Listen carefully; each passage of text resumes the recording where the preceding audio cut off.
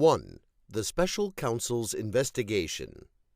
On May 17, 2017, Deputy Attorney General Rod J. Rosenstein, then serving as Acting Attorney General for the Russia investigation following the recusal of former Attorney General Jeff Sessions on March 2, 2016, appointed the Special Counsel, quote, to investigate Russian interference with the 2016 presidential election and related matters, end quote.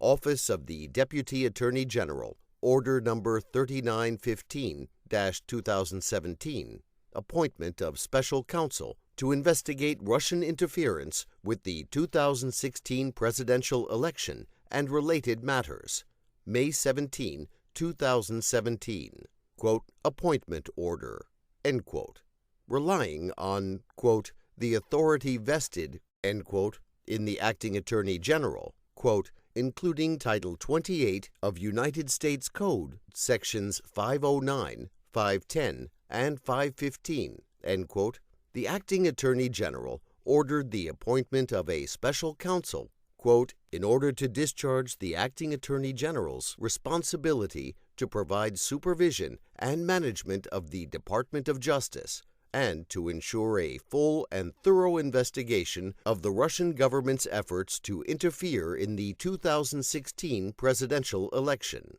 end quote. Appointment Order, Introduction.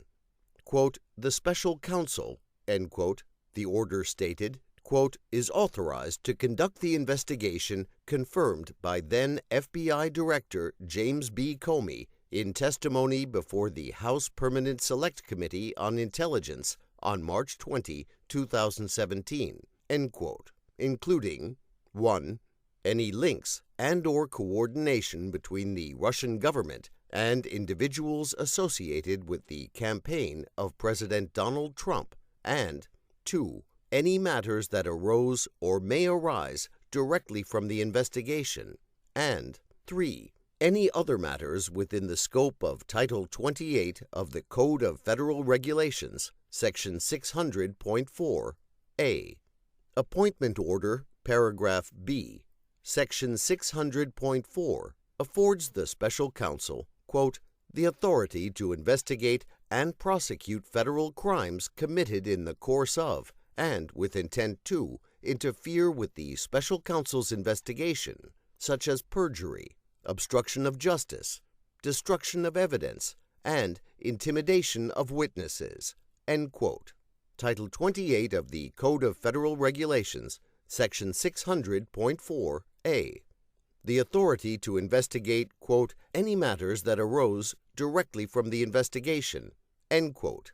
Appointment Order, Paragraph B, 2, covers similar crimes that may have occurred during the course of the FBI's confirmed investigation before the Special Counsel's appointment. Quote, if the Special Counsel believes it is necessary and appropriate, end quote, the order further provided, quote, the Special Counsel is authorized to prosecute federal crimes arising from the investigation of these matters, end quote. Appointment Order, Paragraph C.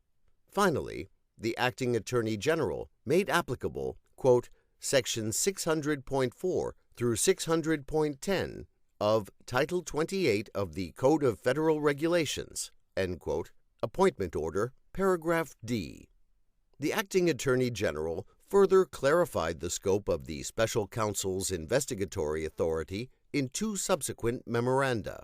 A memorandum dated August 2, 2017, explained that the appointment order had been, quote, worded categorically in order to permit its public release without confirming specific investigations involving specific individuals, end quote. It then confirmed that the Special Counsel had been authorized since his appointment to investigate allegations that 3 Trump campaign officials, Carter Page, Paul Manafort, and George Papadopoulos, quote, committed a crime or crimes by colluding with Russian government officials with respect to the Russian government's efforts to interfere with the 2016 presidential election, end quote. The memorandum also confirmed the special counsel's authority to investigate certain other matters, including 2 additional sets of allegations involving Manafort, crimes arising from payments he received from the Ukrainian government, and crimes arising from his receipt of loans from a bank whose CEO was then seeking a position in the Trump administration.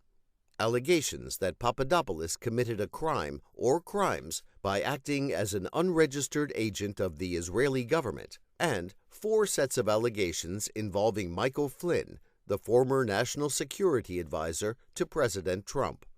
On October 20, 2017, the Acting Attorney General confirmed in a memorandum the special counsel's investigative authority as to several individuals and entities. First, quote, as part of a full and thorough investigation of the Russian government's efforts to interfere in the 2016 presidential election, end quote, the special counsel was authorized to investigate, quote, the pertinent activities of Michael Cohen, Richard Gates, text blacked out, marked personal privacy, Roger Stone, and text blocked out, marked PP, end quote. Quote, confirmation of the authorization to investigate such individuals, end quote, the memorandum stressed, quote, does not suggest that the special counsel has made a determination that any of them has committed a crime, end quote. Second, with respect to Michael Cohen, the memorandum recognized the special counsel's authority to investigate, quote, leads related to Cohen's establishment and use of Essential Consultants, LLC, to, inter alia, receive funds from Russian-backed entities, end quote. Third, the memorandum memorialized the special counsel's authority to investigate individuals and entities who were possibly engaged in, quote, jointly undertaken activity, end quote, with existing subjects of the investigation, including Paul Manafort. Finally, the memorandum described an FBI investigation opened before the special counsel's appointment into, quote, allegations that then Attorney General Jeff Sessions made false statements to the United States Senate, end quote, and confirmed the special counsel's authority to investigate that matter. The special counsel structured the investigation in view of his power and authority, quote, to exercise all investigative and prosecutorial functions of any United States attorney, end quote. Title 28 of the Code of Federal Regulations, Section 600.6. Like a U.S. Attorney's Office, the Special Counsel's Office considered a range of classified and unclassified information available to the FBI in the course of the office's Russia investigation, and the office structured that work around evidence for possible use in prosecutions of federal crimes, assuming that one or more crimes were identified that warranted prosecution.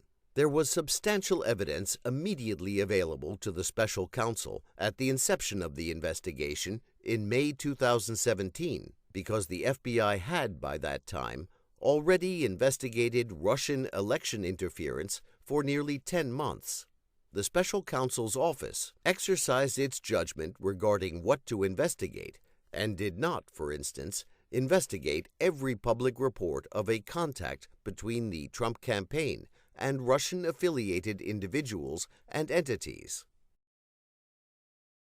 The office has concluded its investigation into links and coordination between the Russian government and individuals associated with the Trump campaign. Certain proceedings associated with the office's work remain ongoing. After consultation with the Office of the Deputy Attorney General, the office has transferred responsibility for those remaining issues to other components of the Department of Justice and FBI. Appendix D lists those transfers. 2 district courts confirmed the breadth of the special counsel's authority to investigate Russia election interference and links and/or coordination with the Trump campaign. See United States v. Manafort, District of D.C., 2018. United States v. Manafort, Eastern District of Virginia, 2018. In the course of conducting that investigation, the office periodically identified evidence of potential criminal activity that was outside the scope of the special counsel's authority established by the acting Attorney General. After consultation with the Office of the Deputy Attorney General, the office referred that evidence to appropriate law enforcement authorities, principally other components of the Department of Justice, and to the FBI. Appendix D summarizes those referrals. To carry out the investigation and prosecution of the matters assigned to him, the special counsel assembled a team that, at its high point, included 19 attorneys, 5 of whom joined the office from private practice, and 14 on detail or assigned from other Department of Justice components. These attorneys were assisted by a filter team of department lawyers and FBI personnel who screened materials obtained via court process for privileged information before turning those materials over to investigators. A support staff of 3 paralegals on detail from the department's antitrust division, and an administrative staff of 9 responsible for budget, finance, purchasing, human resources, records, facilities, security, information technology, and administrative support. The special counsel attorneys and support staff were co-located with and worked alongside approximately 40 FBI agents, intelligence analysts, forensic accountants, a paralegal, and professional staff assigned by the FBI to assist the special counsel's investigation. Those, quote, assigned, end quote, FBI employees remained under FBI supervision at all times. The matters on which they assisted were supervised by the special counsel. Footnote: FBI personnel assigned to the special counsel's office were required to adhere to all applicable federal law and all department and FBI regulations, guidelines, and policies. An FBI attorney worked on FBI-related matters for the office, such as FBI compliance with all FBI policies and procedures, including the FBI's Domestic Investigations and Operations Guide, the DIOG. That FBI attorney worked under FBI legal supervision, not the special counsel's supervision. End of footnote.